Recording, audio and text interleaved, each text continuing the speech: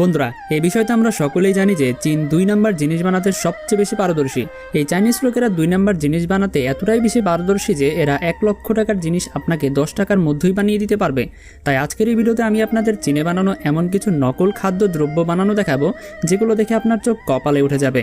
ভিডিওটি খুব ইন্টারেস্টিং হতে যাচ্ছে, তাই ধৈর্য সহকারে সম্পূর্ণ দেখতে থাকুন।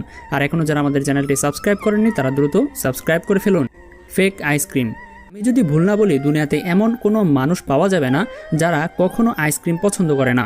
নর্মালি আইসক্রিম ক্রয় করলে আমরা যত দ্রুত সম্ভব খাওয়ার চেষ্টা করি, কেননা বেশি দেরি করলে সেটা মেল্ট হয়ে গলে যায়। কিন্তু আপনি কি জানেন, চাইনিজরা এমন আইসক্রিম বানিয়েছে যেটা আপনি ঘন্টার পর ঘন্টা, দিনের পর দিন, মাসের পর মাস যদি বাইরে রেখে দেন তবুও সেটা গলে যাবে না। এমনকি যদি আপনি সেই আইসক্রিমের নিচে আগুনও ধরিয়ে দেন তবুও সেই আইসক্রিম মেল্ট হবে না। আপনি জানলে অবাক হবেন, এই আইসক্রিমের উপর অনেক মানুষ বিভিন্ন ধরনের এক্সপেরিমেন্টও করে দেখেছে, যেগুলো আপনারা এখন ভিডিওতেই দেখতে পাচ্ছেন। কিন্তু কোনোভাবেই কোনো মতে কেউই আইসক্রিম গলাতে পারছিল না। যাই হোক, এই আইসক্রিমগুলো আসলে কিভাবে তৈরি করে সে বিষয়তে আমাদের কোনো ধারণা নেই। তবে এমন প্লাস্টিক আইসক্রিম চাইনিজ লোকেরা কিভাবে খায় সেটাই বুঝি না। ফেক হানি। মধু বর্তমান বিশ্বের সবচেয়ে বেশি চাহিদা সম্পন্ন খাবারগুলোর মধ্যে একটি, এবং সৃষ্টিকর্তাও এই মধুর ভিতরে অনেক ভেষজ গুণাগুণ দিয়ে দিয়েছেন। কিন্তু দুর্ভাগ্য, চাইনিজ লোকেরা এই মধুরও নকল তৈরি করে ফেলেছে। এখন যে ভিডিওটি আপনারা দেখতে পাচ্ছেন, এখানে এক ব্যক্তি নকল মধু বানানোর প্রক্রিয়া দেখাচ্ছে। এই নকল মধু তৈরি করার জন্য সর্বপ্রথম ফেক সিরাপ তৈরি করা হয়। এই সিরাপ তৈরি করার জন্য চিনি ব্যবহার করা হয় না, বরং স্ক্রিন ব্যবহার করা হয়। যাই হোক, সিরাপ বানানোর পর এর ভেতরে পিগমেন্ট ঢালা হয়। আসলে পিগমেন্ট এক ধরনের ফুড কালার হয়ে থাকে, যেটা খুব সহজেই একদম অরিজিনাল মধুর কালারের আকৃতি দিয়ে দেয়। এরপর এটার ভেতরে মধুর ফ্লেভার যোগ করা হয়। আর ঠিক এভাবে চাইনিজরা তৈরি করে ফেলে নকল মধু। এরা মাত্র 2-3টি স্টেপ ফলো করে এমনভাবে নকল মধু তৈরি করে যেটা দেখে আপনি ধরতেই পারবেন না এটা আসল মধু নাকি নকল মধু। দুঃখজনক হলেও বিষয়টি সত্য যে এই ফেক মধুগুলো অনেক ইন্ডাস্ট্রিয়াল কোম্পানিগুলোতেও ব্যবহার করা হয়। Fake beef. আপনারা জানেন, বর্তমান বিশ্বের সবচেয়ে বেশি জনসংখ্যাবহুল দেশ হচ্ছে চীন, যার কারণে এদেশে অনেক বেশি চাহিদা থাকে। কিন্তু সেই অনুসারে সেই দেশে গরুর গোশতের পরিমাণ খুবই কম, যার কারণে চায়নাতে বিফ অনেক বেশি দামি হয়ে থাকে। দেশের সকল মানুষ এই গোশতের চাহিদা পূরণ করার জন্য কিছু বিফ মাফিয়ারা তৈরি করেছে নকল গোশত। এই নকল গোশতগুলো দেখতে আপনি ধরতেই পারবেন না এগুলো নকল, বরং এগুলো তৈরি করতে বিভিন্ন ধরনের ইনগ্রেডিয়েন্টসগুলো একত্রে মিলিত করে তৈরি করা হয়। এখন যে ভিডিওটি আপনারা দেখতে পাচ্ছেন, এখানে নকল গোশত তৈরি করার জন্য সম্পূর্ণ প্রক্রিয়া দেখানো হচ্ছে।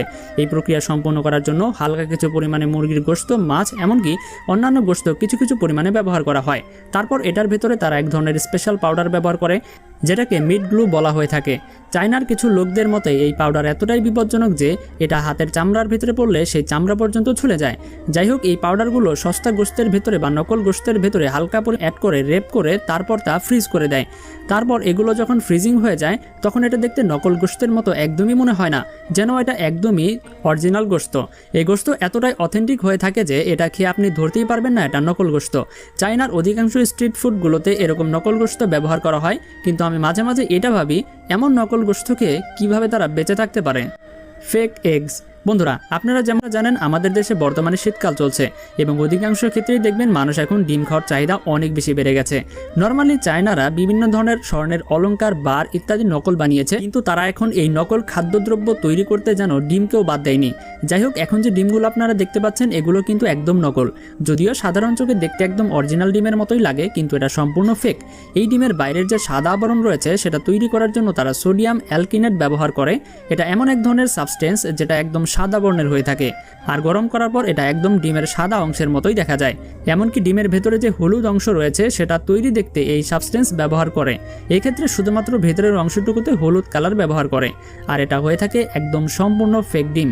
আর ডিমের বাইরে যে শক্ত আবরণটুকু রয়েছে সেটা তৈরি করা হয় ক্যালসিয়াম কার্বনেটের মাধ্যমে। Fake chicken. বর্তমান বিশ্বের সবচেয়ে বেশি চাহিদা সম্পন্ন যে খাবারটা রয়েছে সেটা হচ্ছে মুরগির গোশত। কিন্তু চায়নার লোকেরা যখন দোকান থেকে মুরগির গোশত কিনতে যায় তখন তারা মুরগির গোশত কিনে না, বরং কিনে এক প্রকার হাওয়া।